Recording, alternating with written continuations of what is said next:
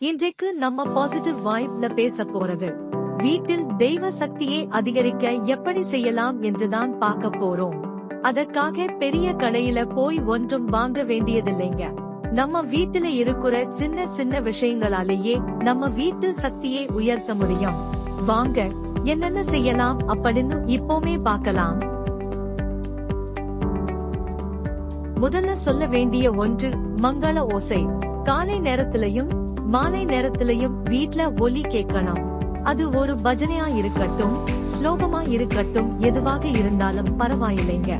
கந்த சஷ்டி கவசம், விஷ்ணு சகஸ்ரநாமம், சுப்ரபாதம் இந்த மாதிரியான மந்திர ஓசைகள் மனசுக்கு ஒரு அமைதியும் வீட்டு சுற்றம் முழுக்க ஒரு சக்தியையும் தரும்.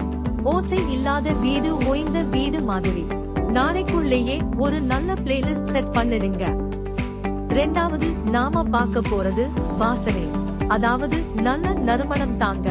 ஒரு வீட்டுல நறுமணம் இருந்தா மனசுக்கு நிம்மதியா இருக்கும். காலையிலும் மாலையிலும் சாம்பிராணி போடணும். அது இல்லன்னா தெய்வ வாசனை கொண்ட வாசனை கட்டிகளாவது போட்டாலும் கூட வீடு சக்தி பெற்று பிரம்மாண்டமா மாறும். மூன்றாவது மங்கள விளக்கு ஏற்றுறது. நம்ம வீட்டுல நாம ஏற்றுற அந்த விளக்குலே மகாலட்சுமி வாசம் பண்ணுற மாதிரியே இருக்கணும். ஒவ்வொரு விளக்கொலியும் நம்ம வாழ்க்கையில நம்பிக்கை ஒளிச்சுடரா மாறும். நாலாவது நான் சொல்ல போறது ரொம்ப சிம்பிள் தாங்க.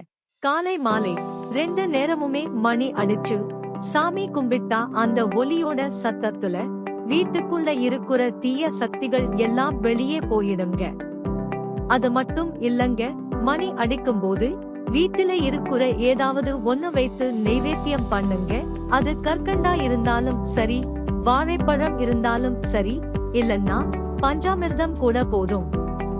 முக்கியம் என்னன்னா மனசுல நம்பிக்கையோட சாமிக்கு செலுத்துறதுதான்.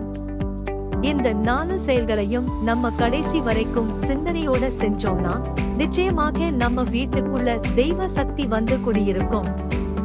ஆனா இந்த சாமி விஷயங்களை தினமும் செஞ்சாலும் என்னங்க, என் வீட்டுல சாமி இருக்கிற மாதிரி ஏதாவது தெரியவே இல்லேன்னு நினைச்சீங்களானா? அதுக்கும் ஒரு காரணம் இருக்குங்க. அது என்னன்னா, நாம வாழற வீட்டுல அமங்கலமான வார்த்தைகள் பேசக்கூடாதுங்க.